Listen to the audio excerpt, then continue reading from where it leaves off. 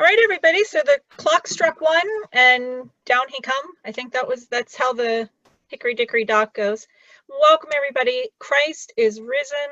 My name is Natalie Capellic Nixon. I am the chairman of the Orthodox Youth Directors in North America. If this is your first time joining us for a webinar and you're not quite sure who that is, we are a working committee of individuals who serve as the departmental heads of the youth, college, and young adult ministry departments of the different Orthodox churches represented in the Assembly of Canonical Orthodox Bishops here in the United States. So what we try to do is provide resource and continued learning and training for our youth workers across the country. It's a wonderful committee to work with. We have such a wonderful feeling of Orthodox brotherhood and sisterhood in everything we do, and these webinars are one of the ways that we're trying to provide youth workers and clergy with new ideas and some uplift to your ministry. So today we are going to be talking with Father Justin Mitchell. He is the director of a program at St. George Antiochian Church in Montreal, Canada. I'll let him tell you more about it, but it is a mentoring vocation program for teenagers and young adults. And we thought this was a really interesting and strong program that can maybe be implemented, or parts of it implemented, in your own parishes. So Father Justin, thank you so much for joining us today. I'm going to turn it over to you. Before I do, though, I'd like to let you all know there is a little button where you can click and you can submit questions for us, and I will moderate those over to Father Justin. So please, if you have any questions for us, type them in the Q&A section. And I think that's it, everybody. Enjoy. Thank you again. Christ is risen, and welcome, Father Justin. Hello, everyone. Christ is risen. Christos Anesti. I'm so happy to be invited to join your group. It's a real pleasure. Just a quick minute of background. So I am an OCA priest that is on loan to the Antiochian Archdiocese here in Montreal. I serve with Father Joseph Purpura, who is the pastor of this parish. And about a year ago, Father Joseph and I went out to lunch. And he told me about something very interesting, very exciting, which was the parish was going to specifically to develop a mentoring program. And this is through a donor that Father Joseph had been working with. And the vision that was pitched to them was like, look, kids go to Sunday school, teens go to summer camps, then they all go to university, and then we're not sure what happens for a while. We see them maybe when they get married. We see them when they bring their first child to be baptized. But in between that, you know, from roughly, let's say, 18 years old to 30, 35 years old, before those big life steps happen, a whole bunch of other things happen. And we're not seeing them in church necessarily on Sunday morning. Some of that is their own choice. They're choosing not to come to church. Some of that is just due to life circumstances. They're away from home. Some of them take jobs on Sundays for a variety of reasons. Maybe they're just testing the waters. But the grant we received was specifically to take up and pick off from where soil kind of left off. So about that 18, 19-year-old. And we were, Father Joseph brought me on specifically to work with him to develop this program, to design it from scratch. We were given complete liberty, complete freedom by the grantor to design a mentoring program that would attempt to meet the needs of our late teens, people in their 20s and early 30s. And so about 1 year ago, on June 1, I began here at St. George with the mission of creating this from scratch with Father Joseph. And we spent a long time trying to figure out what exactly a mentoring program should look like. We reached out to the community. We reached out to the YMCA.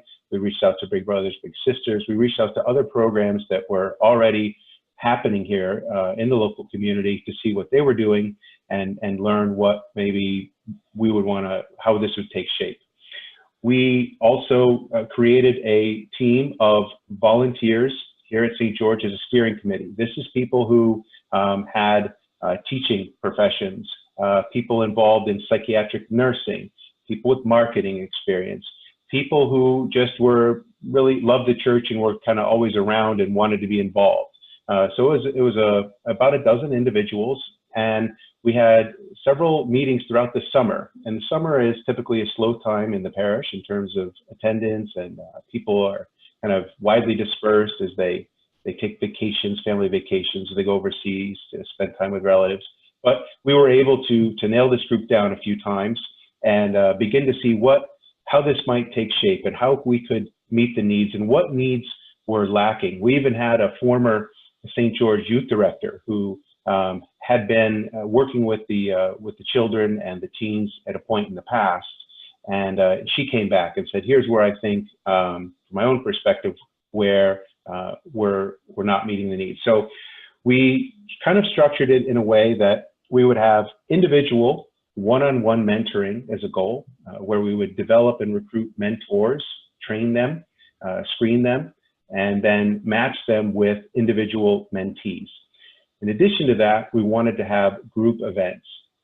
The group events would serve a couple purposes. One would be to teach skills. Specifically, Father Joseph wanted us to be teaching leadership skills, speaking skills, life skills, developing them into solid members of the community, in addition to Orthodox Christians. We would also be having spiritual workshops. We would have an opportunity for these young people, young adults, just to get together, just to spend time with one another. In fact, some of it turned into a little bit of a dating night. I mean, you can't help it. So we wanted to have these group events kind of paralleling the one-on-one mentoring. In addition, we had two other components. We had a tutoring component, academic tutoring, and also voice coaching lessons. So we begin to develop people for the choir. So it's a real shotgun approach, and I'll begin to walk you through it as kind of how it evolved and kind of came about for the first year.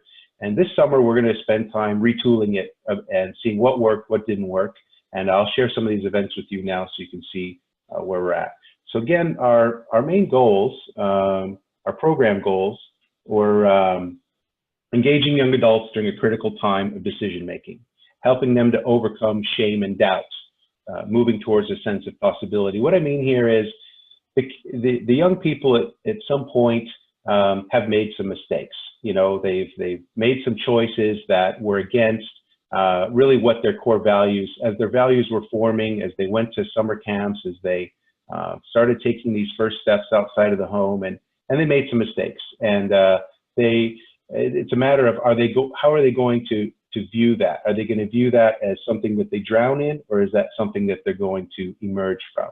So really learning how to take responsibility for their lives, spiritually, financially, physically, socially, and working towards having an acceptance really of the present reality of where they're at. So not idealizing how they're going to be in, you know, a big home and married and kids running around and all this stuff someday, or that they're going to be sitting on the 50th floor of some skyscraper, or whatever their goals are.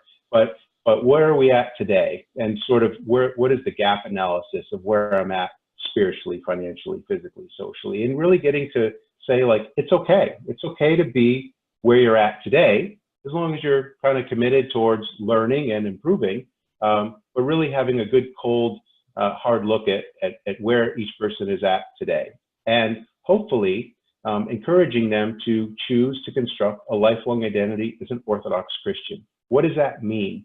What does it mean to be an Orthodox Christian today in this kind of secular, pluralistic society? And what was that like for their parents? You know, perhaps it was different for their parents than it is going to be for them. And so instead of just following mom and dad's religion, so to speak, how do they internalize it? How do they make it their own? And where are they going to connect? And what is their place for them in the church? So really helping them to develop a sense of belonging to this community that is the body of Christ, and having them identify as a part of that body. It's not some place that they just go with mom and dad, you know, for Christmas or Pascha or to a funeral or a wedding, but really that it's their place. And what we found is, you know, it's probably similar to other places that we don't see on Sunday morning a lot of people of this age group walking through the door. So our goal was to still get them to the church and at least have them, you know, walk through the door. So what we have is we have a good group of young adults walking through the door to the fellowship hall, not necessarily upstairs on a Sunday morning to Divine Liturgy. But as the year went along, we did begin to see that change. We did see, especially during Great Lent, and especially during the Friday night Medea or Akathis that we served here at St. George, a good, strong participation of the teens and young adults as a part of that. And I think that was some of the fruit that we bore this year by really connecting with them earlier on in the year. We also do want to connect each of these mentees to more experienced mentors in the parish. That's a bit slow going, and that's going to take some more work, and we have some ideas on that, which I'll get around to sharing with you. But that is the long-term goal, is getting those one-on-one mentoring relationships established. And I did learn from both the YMCA and from Big Brothers Big Sisters that while it is sort of the ultimate goal, it is one of the toughest rows to hoe, so to speak.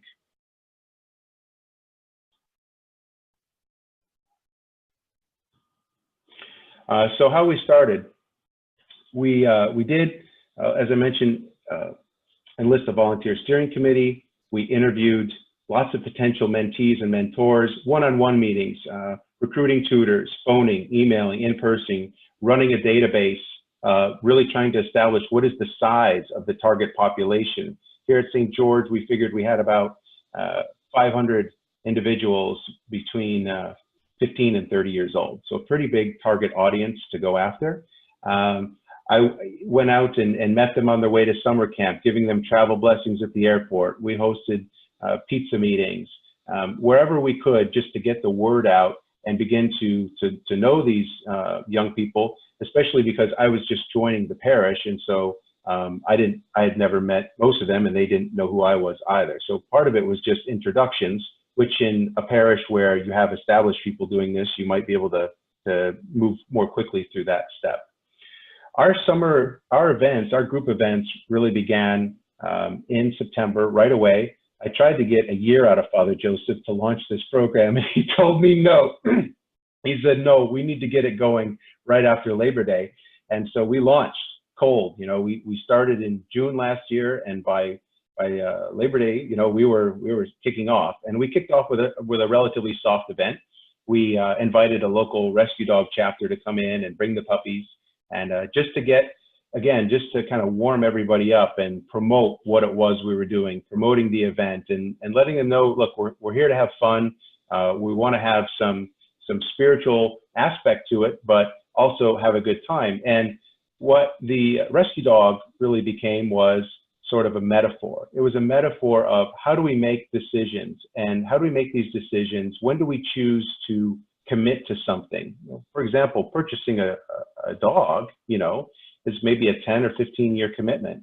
And how many people who are 20 or 25 years old are strolling through the mall bored on a Saturday, and they go to the pet store, play with it, and decide to commit to purchasing an animal and bringing it home. And by the time they've got to the parking lot, putting it in the car, they've already realized they've really jumped into something big here. And maybe it's more than they could actually sustain. Maybe there was more than they could commit to. And so we tried to use that as a metaphor. How are you making your decisions? What are the criteria for your decisions? What is the financial impact of those decisions? Are you in a position of strength? Is your job stable? Is your housing situation stable? Are your relationships stable? And if you're not in a position of strength, why are you committing to take care of someone like an animal, let alone perhaps getting married or having a child or moving out or taking another job? And so we understand that it's not always convenient or maybe desirable to talk to mom and dad about these types of big questions. And that's where the mentoring program comes in. That's really where a one-on-one relationship with an adult who's maybe 20 to 30 or more years older than you are could really give you some positive feedback on some of these questions and help you make some of these decisions before you just, you know, swipe the credit card, so to speak. We then moved into some a little bit harder and deeper material with a public speaking workshop. We ran a Shark Tank type event where we brought in 3 trainers first who spoke about public speaking and gave different tips and pointers. This was a half-a-day workshop, and at the end we broke them into teams and did a Shark Tank where we had a group where we had a panelist join us and then grade and give feedback to the individual teams on the presentation. So they were given a situation where they had to work together and make a pitch to the Shark Tank panelists, and then they received feedback on how it went. And of course there were prizes and it was fun, but it was tough, and we got a lot of positive feedback on that event. We ran feedback on all of the events actually, and we had someone within the parish with a background in statistics and in marketing who compiles all of the feedback forms and gives us the rating. So we know how we did and where we did well and where we could improve. And the kids or young adults really, I mean, some of these people are early 20s, they really pushed back and they said, this was hard. This was really difficult. And I think looking back in my own experience, some of this wasn't as challenging for me at that time in my life. But when I see where these kids are at, you know, we have a number of immigrants. We have people operating in 3 languages here in the parish, kind of all the time. It's going from English to French to Arabic. Our kids are under a lot of stress, a lot of pressure and stress. Some of these young adults just moved here from Aleppo, for example, within the last couple of years. I mean, some of these young people have really seen a lot of stuff going on. Some of them, their parents are in the middle of a divorce. Some of them have lost a parent, you know, so there's a number of things that are going on in the background here. And as we began to dig deeper and ask them to produce, some of that stress, some of that pain started to leak out. And that's really where we wanted to begin to meet them. We wanted to uncover that a little bit and give them a safe environment and let them know we were here to meet that. We were not here just to judge public speaking skills. That's really not our forte here in the church. What we're really here to do is meet their needs spiritually, emotionally, and help them grow there and really kind of tackle that adversity together. We also ran a financial planning workshop. We had some financial planners from the parish come in. This was a free event. These are people who are already operating within the parish, who are already parishioners. I think if you look within your own parish and ask around, you'll definitely find some people who have financial planning backgrounds. And so we brought them in for a dinner. It was on a Tuesday night. For all of our workshops, if we charge anything, we charge $5 or $10 a head. It's really not so much to earn money as it is to get them to commit. It's a very, very difficult group to get to commit. And so by asking them to buy a ticket for even a nominal amount, it at least gave them a reason to want to show up because they were out the $10. And so that would help. We would get about 30 people to these types of events, these financial planning workshops, these types of young adult dinners. These are about 30, 40 at the tops, but you'll see by some of the pictures that that's sort of the size of the group. We were also, you know, not abandoning the spiritual aspect of it. It's a mix. Sometimes it was financial planning and leadership and public speaking, and sometimes it was spiritual. So we brought in an iconographer. He's pretty well known here. His name is Jonathan Pajot. He came in. We had a dinner during Lent, the first weekend of the Nativity fast. And so one of the things that some of the young adults are not really familiar with is fasting in their lives. So by having the dinner right there on the first weekend, we were able to talk briefly about fasting. What is the Nativity fast? Why do we do it? How do we do it? And the iconographer, Jonathan Pajot, linked this to the entire Nativity icon. What was going on in the Nativity icon? What's all the meaning and symbolism behind that icon? And I have to say, to have that 1 hour to really see an icon through an iconographer's eyes was really eye-opening to me too. It was really incredible to see what an iconographer sees when they're holding an icon. And he walked us all through the theology and everything. It was a very well received event. This is when the questions began. We started to see this pattern that when we brought in a speaker who talked about anything of any substance spiritually, the hands and the questions would just never end. We realized that these young people are starving in this area, and there's nowhere else they can get it from. They're not getting spirituality from their Instagram, Facebook, tweeting, whatever. They're not getting it there. They may be getting some at home. They may be getting it somewhere else, possibly, but likely no. Where they're getting their spiritual food and nourishment is here at the church. And I think they began to make that connection, that this is the only place they're really going to truly get that.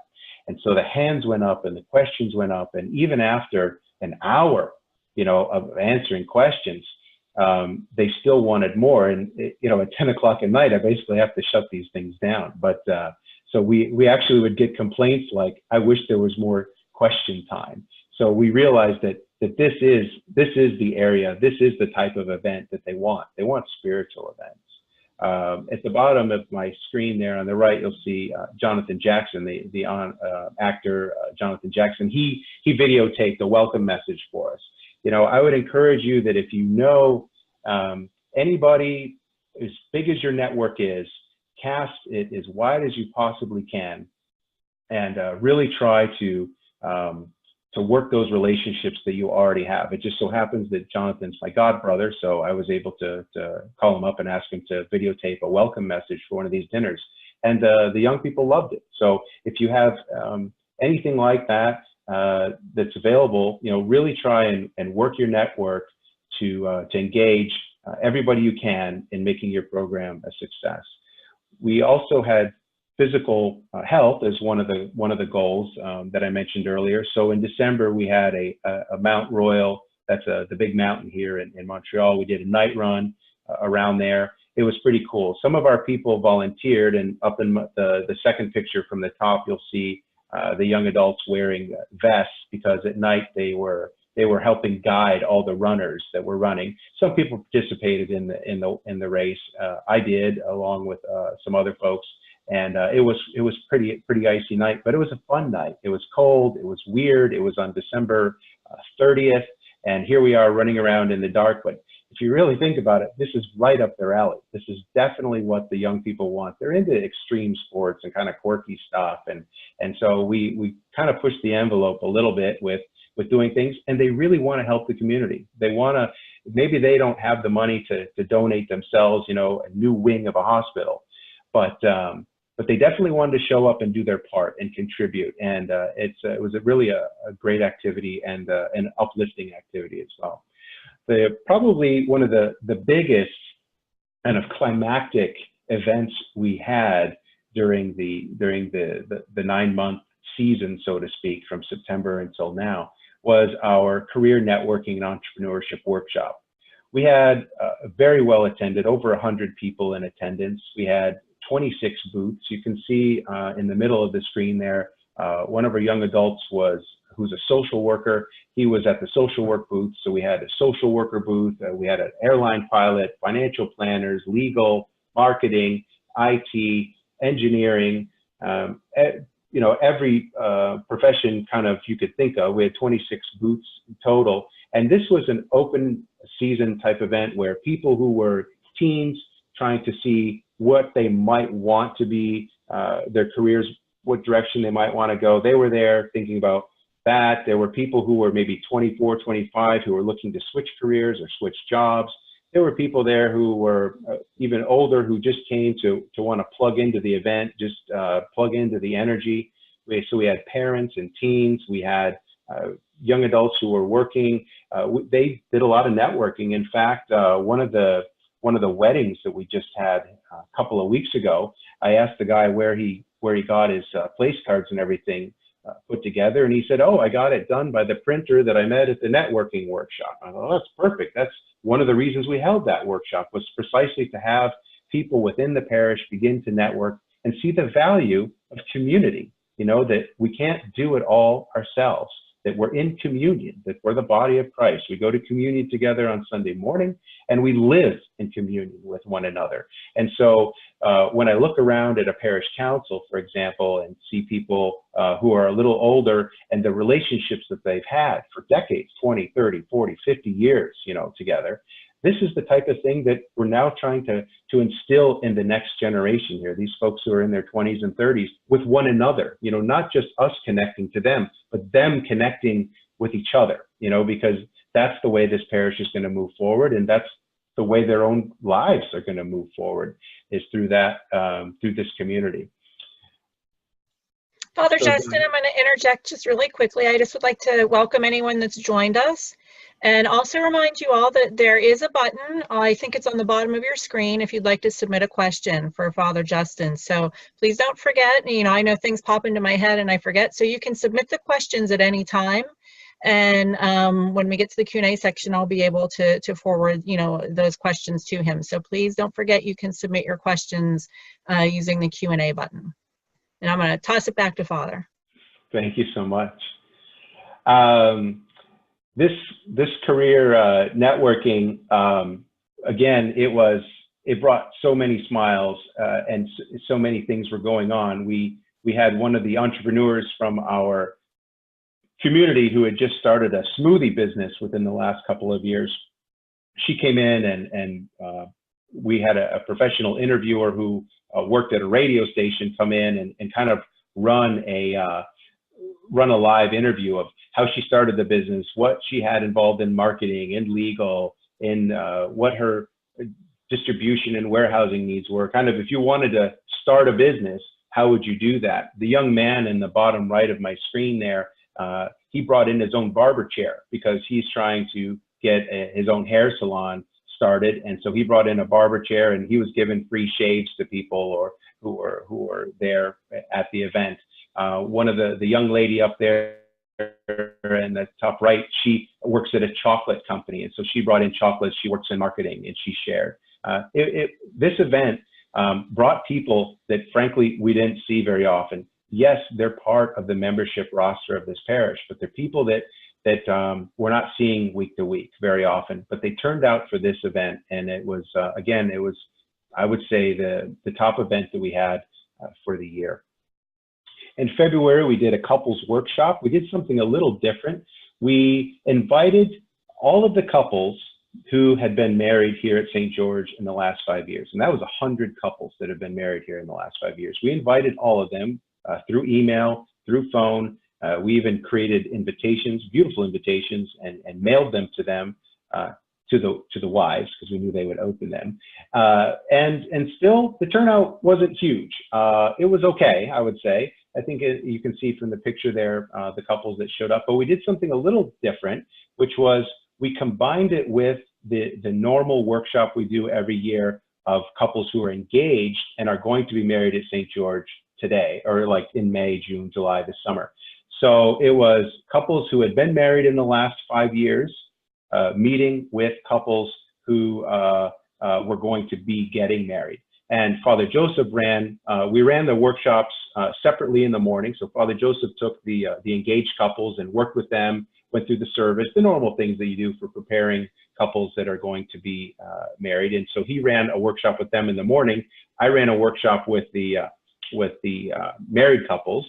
Then we combined them together for a luncheon, had a beautiful luncheon, and mixed the tables up so they could speak. And they swapped stories on everything from you know, who was the best DJ and photographer at their wedding, to, you know, some of the trials and tribulations and some of the tough points or pressure points, you know, that happened, or if somebody lost the job, or somebody if they had to move, or whatever it was. So they began to network again with one another. And this is an event that we plan on having every year. And we really think that by investing in this one in particular, we're going to grow this into a very large event. This has a lot of potential for growth, and it'll keep these couples engaged. We have a pretty low retention rate in some ways of the couples who get married and then when we see them again. So if they were married last June, how many times have we seen them since last June? It's probably a handful for a lot of them. And some of them are quite faithful, obviously, but some of them are kind of touch and go. And but this is an event that we really went overboard on. We had gift bags, we had Starbucks gift cards, chocolate gift cards. We really kind of spent heavily on this one because it's one that we want to repeat and be kind of a staple. So it'll be part of our normal engaged couples preparation, but then also bringing these, it's a reason to bring these married couples back. And it's an opportunity for us to again, tell them and remind them of everything that's going on here at the church. And it lets them know that this is the place that when they finally are ready, this is the place for them to come to get some of the answers that they're looking for.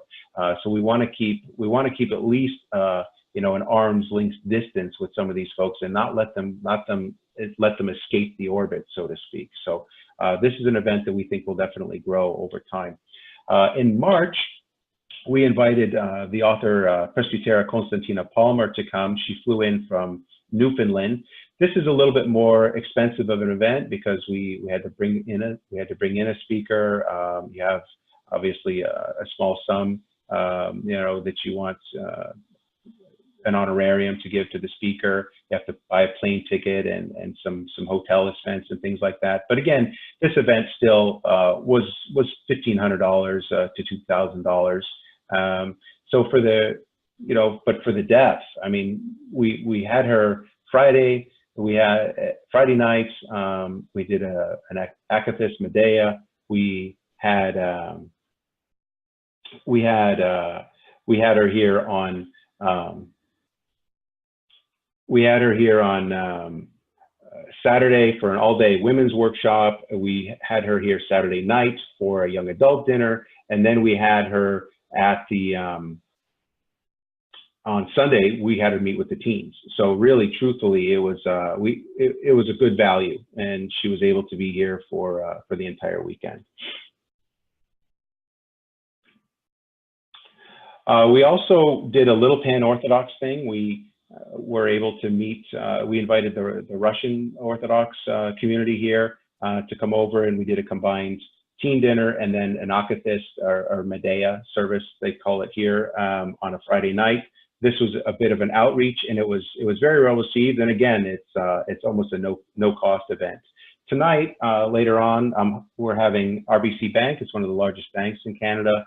Come in. They have an outreach program. They are running a free outreach program to the community where they have a series of workshops. So we have a bank branch manager from the local RBC branch across the street. He's going to be delivering a personal branding workshop where he's going to talk about how are you known at work? You know, are you industrious, faithful, honest, a team player, patient? And it reminded me of St. Paul. You know, the fruit of the Spirit is love, joy, peace, long-suffering, kindness, goodness, faithfulness, gentleness, self-control. What we want to tell them is that the same values that are going to advance them in the workplace are the same Christian values that, you know, that we're teaching here that are going to be with them throughout their lives. So this is a no-cost event. RBC does it for free. We just have to, you know, buy the sandwiches and soft drinks. Peter Butenev will be coming to Montreal this Saturday for an all-day spiritual workshop. We're partnering with another local parish, an OCA parish, and we're going to be able to send people over to this workshop again for a very nominal sum. And it's an all-day spiritual workshop and luncheon. We hope to do some monastery retreats this summer, separately, one for men's and one for women's. And that's kind of the group events. So about the academic tutoring, we brought in a PhD level chemistry professor. He is the staple of the program. He's here every week. He's not Orthodox. He's Catholic. And I've known this man personally for a number of years in my neighborhood. So I was comfortable bringing him in. He's paid. We paid him $35 an hour for 2 hours every Saturday afternoon. And then around that, we built volunteers. So we have a retired math teacher in the parish. We have a current engineer, electrical engineer in the parish. We have a lady who has taught as a substitute teacher, history, French, English. She came in. So we had one paid tutor, and then we surrounded that kind of core with 3 volunteers from the parish. The voice coaching is, again, relatively inexpensive. It was $35 an hour. We were able to have one graduate here in the parish teach that. She began doing personalized teaching of vocal techniques, warm-up exercises to really get the young adults here, to get the teens here, improving their self-confidence, their presentation skills, working as a team, and having fun. And the fruit of that was we had incredibly beautiful akathists in all the Fridays during Great Lent with our teens and young adults singing. Later on in the year, we had an opportunity to create volunteer teams. We sent out, Father Joseph led this effort with our parish president, Alan Rossi, and to really reach out to the community to get volunteers. Within 2 weeks we had 25 volunteers on the roster. These were people with more experience, people in their 30s, 40s, 50s, people who've been in their careers for a while. We ended up with a few different volunteer teams. One was in accounting and data management, and there we paired people who are experts in this field right now with young people in university who are studying in this area. And together they were able to transition our own computer database software and bring us into a new software system called Icon CMO, which has been working out quite well for us, and also help us tighten up our computer network security. I'm showing you this marketing and branding letter because this was designed by our marketing team. We had an old letter that we used, which was definitely not looking as good as this. And it was the marketing team composed of the volunteers that decided to put it in this format. And it was very well received. And so it kind of became mentoring in action, where we're engaging the young people in activities that benefit the church, but they're able to grow and learn and work on real live projects, which they can actually put on their resume and gain experience on. So whether it's transitioning database software or creating a marketing campaign, this is something that they were able to work on. Even the bulletin, designing it in Adobe InDesign, and communication. So you can see these are inexpensive luncheons that we held on Saturday afternoons with the volunteers. And then from there on, we've been interfacing with them kind of one-on-one or as needed as these projects evolve. We did dedicate a website. We created a kind of an adjunct to our own website here, where in phase one, at least, the young adults can have online event registration. They have a dedicated event calendar specifically for mentoring and youth fellowship events, news and updates, picture gallery, and a tutoring section where we post anything that was helpful to the young adults in their academic success. So PDF documents, links, things like that. That's an available resource. So for anybody who is working or struggling or wanting to dig deeper or get some new tools for their own academic success, they can come to the church website to get that information. Phase two is where we're looking to have kind of like a mentee-mentor profile, sort of our own internal LinkedIn type thing here within St. George, where they can go in and browse and find a mentor, or browse and see who is working in their chosen career field. This would be a brief description of their profession and career interests, and then a calendar of availability. So a mentor who's working may not have time to really sit down and go to a coffee shop with a mentee, but perhaps at 7 or 8 at night, from the comfort of their home, they might be willing to spend, a half an hour with somebody working through a specific issue in their career or a transition moment in their career, and give them some pointers. So this is something that we're looking to do for a phase two of our website. I wanted to give you a little bit of an estimate on what I thought would be the cost if you were interested in replicating parts of this program. So the tutoring, again, I mentioned it was $70 a week for 35 weeks. You got $2,500 there, one paid anchor tutor, and then we have 3 volunteer floaters that we call in as needed, depending on how many students are going to be around. So we're not paying everybody, but we wanted to have at least one person who was guaranteed going to be here every Saturday for 9 months. Printing some various things that we've had printed, marketing information, posters around the parish, 1,000 there. Books, we bought some books on kind of growing up, so to speak. So we gave out copies of How to Be a Sinner. We gave out copies of Fathered by God, both Orthodox, non-Orthodox books, but we gave out some books as discussion pieces, both to the mentors and the mentees. so that we were using it as a way to train up some mentors and also to kind of stimulate the mentees. In all, the 12 group events cost us at the lower end of this range. It's going to run closer to $6,000 for the whole year, which is actually quite good, I think. But we could do a little bit more in some ways. We could either add more events, or we could have maybe spiced up some of the events and spent a little bit more. We were conservative, certainly, on this first year. The voice coach is similar to the tutor in 2,500. The men's and women's retreats would be this summer, about 2,000 each. One of the ways in which we have been able to connect with the young people is through using Constant Contact, which is a terrific email program to design email campaigns and track the click rate and really get an understanding of who's looking at it and who's wanting to be engaged. And then another program called Call 'em All, which hooks up to your church database and will actually, like it says, call them all, or what we found more effective, text them all, which is another feature. And so we can create personalized text to 500 people and blast it all out at one time. And so it'll say, dear, Anastasia, please come to this event, or please register at this event, or, dear George, please come to this event. And so it's, again, we get to track that as well. Computer office setup, you could use what you have, or if you had to get something new, we did. We didn't have that here. The website, as I mentioned, was about a $3,000 addition. Internships, we're going to have 2 seminarians work here this summer to be engaged in this program, and so that would be an option for you. For us, we chose to invest in this.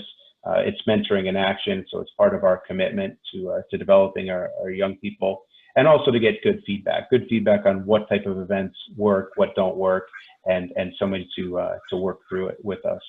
And then depending on how much you have, whether you'd want to have a full-time director. For us, we needed a full-time director because we're creating a program from scratch. That may be something that could be scaled back, in the future. So with that, I kind of want to open it up for questions. Thank you very much. Father Justin, I don't know about everyone else, my head's swimming. You said you jumped in, but wow, what you've been able to accomplish in a year's time. I do have a couple questions. One actually is a real follow-up to what you were just speaking of. This comes from Leslie. Hi, Leslie. She was wondering, were the costs for your monthly programs, the luncheons, the honorariums, was it all covered by the grant, or did you also raise additional funds for your program? So everything was covered by the grant. For some of the events, like I mentioned, we did choose to collect $5 or $10 from them and, quote, sell them tickets. This was more of a way of just pinning them down. It was not substantial. So if 30 people gave us, $10 each, is $300. That wasn't meaningful really in the overall sense of the program, but it was something that we just did in order to confirm their attendance. So the grant covered everything. All right, awesome. So this is a question going back a little bit when you were talking about sort of like the job fair, or the, what I'm talking about? So the question was, were all of the people that had the booths at the fair, were they Orthodox, or were they a mixture of people from your community and parishioners? Like who were the people like that you got with the booths? Right. So in that, I'm a supply priest, and I've worked cross-jurisdictionally with the Greeks, the Russians, the OCA, and the Antiochians. So within this community of Montreal, I've had an opportunity to meet a lot of people, and I definitely worked that network and invited people from other parishes as well. So if I knew that somebody was a pilot, at another parish, that's the person I called to invite.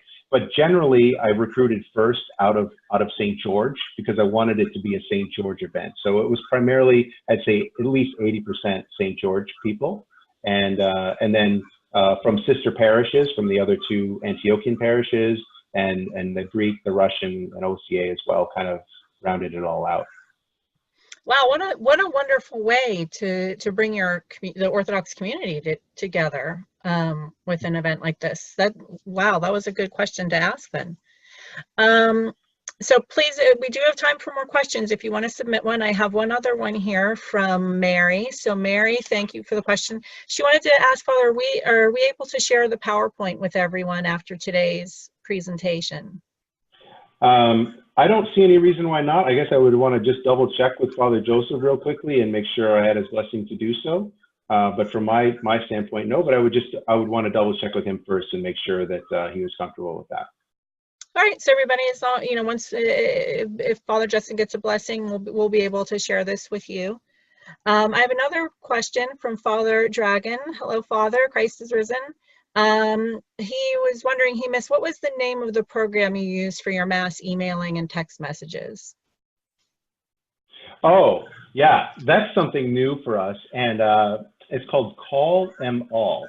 And it's kind of quirky, but it's a cute little company. I think it's based down around in Texas, and it has only about maybe 15 to 20 employees. They're extremely helpful in getting this technology up and running, and it links with the back end of your existing database, or if you have an Excel file or something like that of names and numbers. And what it does is it actually can determine whether the number you have in your database is a home landline number or a cell number.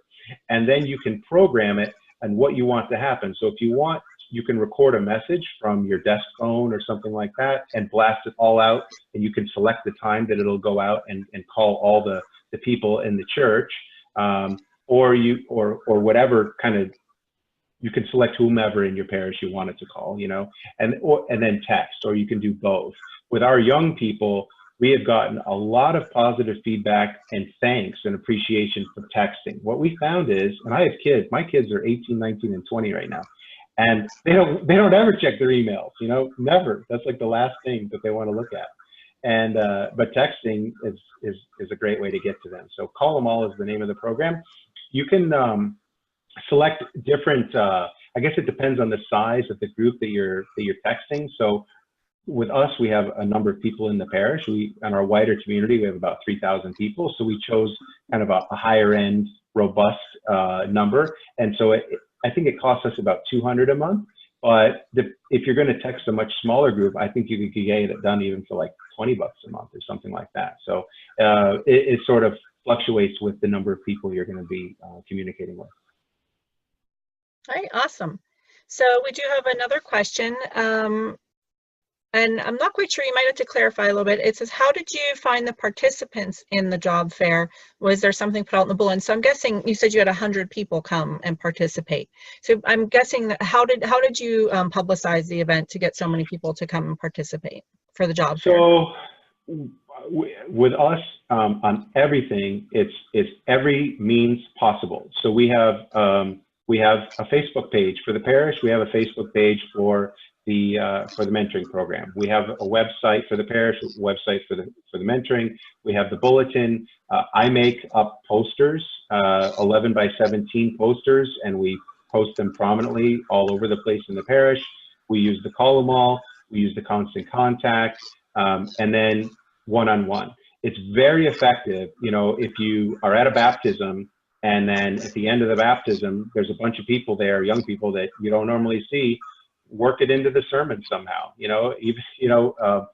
go to a mercy meal at a funeral, it's not a recruiting time, okay? It's a serious time, and there's a lot of trauma going on in the family. However, there might just be an event that would actually help someone, help one of these young people deal with this actual, crisis. Maybe a mentoring event that's right around the corner. And I didn't hesitate to mention that. So while I didn't publicize it sort of in a crude way at the wrong time, I certainly didn't hesitate to one-on-one connect with people and invite them to events, directly as a priest. Great. It's always that, we talk about that a lot as youth directors. It's the personal contact, that I think really makes a difference. And putting things out through texts and emails and Instagram, that stuff is always great for that bigger blast. But Father, I think when you're touching upon like that personal contact, when you see the people and can shake their hand and say, hey, please come, I think that can be the sweet spot. Would you agree with that?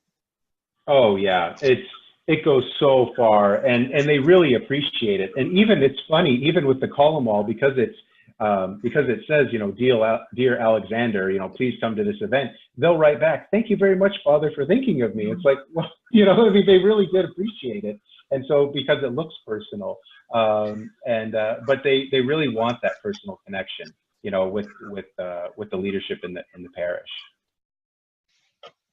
Great, great. So I'm just going to ask one more time. If there are any other questions, you can submit them really quick. And while you might be thinking about that, I would just like to remind you that this is a service from the Orthodox Youth Directors in North America. We will be giving some new webinars in the fall, and we have a new website that will be coming up hopefully in the summertime for all of you, a major resource that we talked about at the Youth Worker and Camping Conference. We do have dates for our Youth Worker and Camping Conference this year, everybody, for 2020. We're super excited, and I'm pretty sure if I have the dates correctly, it is going to be January 23rd to the 25th. And I can say it's going to be in Phoenix, Arizona. Yay! Super exciting. We're being hosted this year by the Serbian Archdiocese.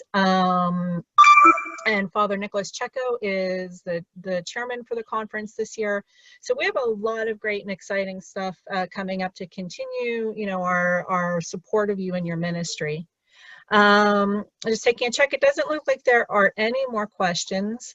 So we are recording today, and this will be posted on our website, www.orthodoxyouth.net. So please share it with others. Father Justin, again, thank you so very much for coming and speaking to us about this today. I personally have so many ideas. My mind is racing, and I want to talk to people and try different things. And I'm sure everybody's doing the same thing, like processing all of this and how can we take this and utilize it. Please thank your parish of St. George. Please thank Father Joseph Purpura, who is one of my colleagues here on Orthodox Youth Directors in North America. This was a real treat, and it was a pleasure to meet you. Thank you for being with us today. Everyone, thank you for coming and spending an hour with us. You know, I thank you. This is a blessing. Father Justin, would you like to close us in a prayer before we all depart from this wonderful webinar today? Yes, and the only prayer that I have, and the only prayer that I really feel in my heart at this time is, Christ is risen. Amen. Amen. Indeed, he is risen. Thank you so very much, everybody, and we'll see you at our next event. Thank you, Father Justin. Bye-bye.